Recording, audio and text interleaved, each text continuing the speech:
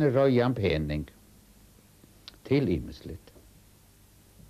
Mjölk, frabandan och sjukrakassen och vad det nu var. Så visste jag folk som tar det inte finko alltså röjan pening ut för ända löna sig och tala och inte alltid fyra. Pening var inte till. Men Viktor som hej och center är röjan pening som du säger att han fick sina lön som gav från fast och kosten och annars värt har varit inte. Men så får ankon till Viktor och spurte om han kunde skifta om de kunde få röjan pening från honom för en lönaseddel. Och det är visste så låt det alltid fyr. Så får Viktor till Handels och köpte för en lönaseddel. Och det fick kronan. I seglet fram över lösens hav med en skiftande bildja. Tu kaos som Jesus när självor gav inte trygg våra fylja. I stävne framåt han ljus och låndom vi löses träge av fögrå strandom.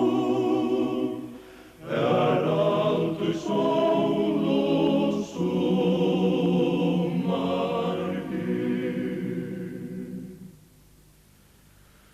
och stundom dyruren gav er och nägånur med fylgje som halda fram hesa som och fer och lösens avtryck och bildjo och slatter häve och solens möjlig längt bort och ströjer och salen köjlig så för vår tidsjust färren tar.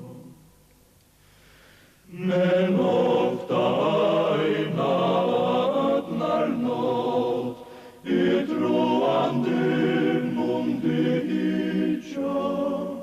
Ta bild och kägvarne rull och hårt och ongen vites och skysja. Men ta vi mer ongen krafter långor och bild och häven om Herren gångor. Vi sust och myrk och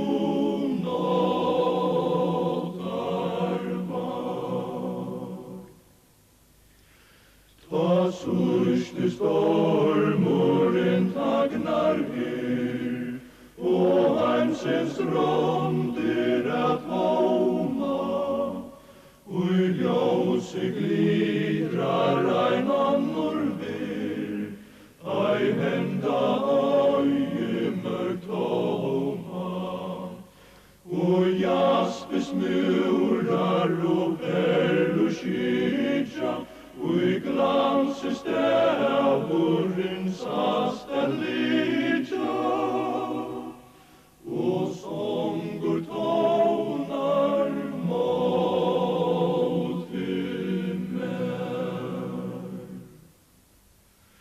Lät atcher falla en nått i havn farväl till brusande bildja.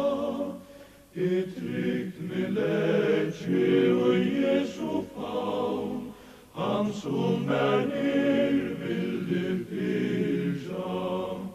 Och kända rötter med blurjar kalla, som atcher mojner så styrt nu falla.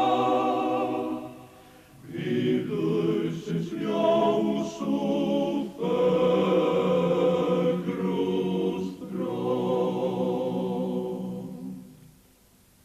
Fra tog jeg Viktor fra som lærare, og så langt som han orskar, ferast han ur bygd og i bygd for å boa glede i båskapen. Jeg vet ikke sikkert om det er en bygdefær som vi ivas i, at han var i. Annars var i ødlen bygden, og han var ytla gongt, og han var så lærmen. Han gikk opp om fjøll til alle bygder, og det var for å bo evangeliet, det var det som lå han gjørst. Här tycker jag mamma är som jag vet att stod så. Jag ofta ihop om det. Att de är vi så stor familj och så allt det var borstor och så det är samma som när vi kör med för ju nu. Sälja för det in. Det var borstor så långt och mamma där var hemma. Så vad det är släst just och stanna för att man med hjälp. Viktor Danielsen pratar i bäj inne och ute. Minns en gamla Janus här norr i Backa. Det var så nytt vi bröra samkommande. Och allt var ju fast gräkven i kyrkjen och prästen. Han tog så löst till. Så nu går det sen äppelkattaren har med öronen i attor. Men ja, han fick annars gåan fri och fågla för det evigaste. Vi kvart feras Viktor ensamadlor, men ofta hei han onkrarna trassar. Sommaren platt han vara vid Centerbånen. Det var båtar som menn i samkommen i Bethesda i Klaksvik hadde lett smuja i 1933. Vi tog fyrir eia vidja bygden og plasson for halda møter. Sautne fink og fullfringar seg båt til samma endamal, der nevnte båten Stora Fjall. Men var det örvis jeg være missionsfyrt, tog Viktor var vi, enn tog han ikke var vi. Det er det ikke å si noe, det er ikke. Ikke tannmaten, altså, selv om jeg har en stor respekt for Viktor. Men han var ikke tannmjøren som hei på ikke fingrene, de må chatte. Han var ganske normal i alle mater for dere vi kommer. Men sett han dam og likevel? Ja, det vil jeg si. Hvordan var han som arbeidsmærer og tog i Øysnå? Han ser og går arbeid sammen med han. Kommanderer ikke til en som man kan skal gå kvart, kjørt i en runde på der til å ha en vittnesbord som kan skal komme til å ut i runde på å ta fra meg at og vittne om Herren. Viktor drøyv ikke togina borstor. Det var arbeid som jeg borster av og det måtte jo ikke tog i fellesspill. Kan du gjøre noe dømme om det? Ja, altså, vi får øyne for i halvt vi får av Tofton. Vi var unnskjent av oss, så Johan Hova kom til Havnar også. Så får vi til Havnar og vi kom på land her om Tøltøyna. Og 5 kvarter at han ta var vi at i baten, og han skriver noe så at vi får til Havnar og for søpla i Tøltøyna borster, og da jeg så var ikke etter hvor slengt vi der, så var det 5 kvarter, og vi søpla i borster. Ja, så får vi ut av Borna, og til Nalskjær, og Høyvika samme dag. Så jeg tror jeg møtet han der. Det var han ikke vel nok til vi. Så gav han det bare komme til 3 plass. Det var som oftast 5 plass som det er, 4, 5, oppe 6. Altså, vi åkenbøten, det var også det øyne som han heier alltid i honom. Det var at ikke til at vi skal ha utbygging og at vi kunne blive til her og gjøre det verslige, men at vi måtte kunne ha trygg og at alligevel som sømte seg dem som vi kjenner trønn. Og så det var hans her. Det var det som han levde jo an og levde fyr. Og vi tar ikke ofte på eller løy meg at det sitter og skrivstøyer som stender i 50 målsbok. Og i satte kapitlet, og det er satt og kjent av vers, og det lever en rolle som minst han jo. Helse i årene som er i det alle ikke der. Skal du gå i med hjertan, og du skal prenta det inn i bøttene. Ber vi at tale om det, eller tås om det hjemme ved hus, og tar du gonger av venen, bare tar du lekst, og tar du først opp. Og hatt var papp. Han var en avratt med. Og han, tar det kom til gledebådskapen, evangeliet, så viktig han ikke noe håndsprøyt fra, så ikke hårdsprøyt fra. Til 8 måneder der høyre og lav. Og jeg hadde mannamåneder vi ikke tjån. Da vi fører rundt halda møter, det var 2 måneder høyre enn tale, om det var flere 100 folk, eller det var 8 folk. Og jeg minner særlig nærkere tale som han helt kvar bare, og en kona ved øynebattene. Og så ser han en mynd som jeg har tid av Victor her fram ved Gjønna, i Kollafjøren. Så stender han og taler inn til å vinte her, og her inne ser at en kona ved øynebattene. Og til talene ble ikke stitt der, eller øres innhold enda var 100 eller flere 100 folk kan møte. Og han lev anka bygd om, selv om han visste til at kanskje han ikke kom, kanskje han kom han møte.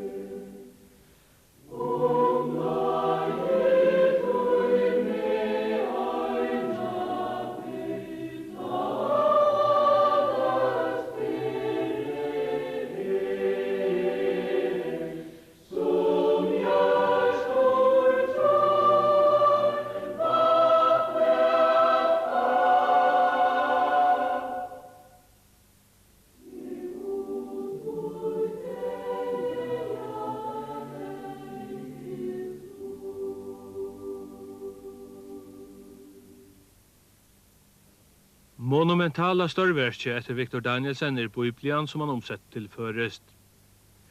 Men innan brøra samkomna høytte og han om å fære undertøyer arbeidet, men Victor drev av og var ikke særlig av hova vår. Han dodde ikke frommalene og måtte ikke kjenne seg skikka igjen til verste. Men så feste jo og sjálfur sier han at det var varig i 1934 og affære var under tøyingen av Nødja testamentet. Det var prenta og innbundet av Han Jakobsens bokhandle og kom ut av varig i 1932.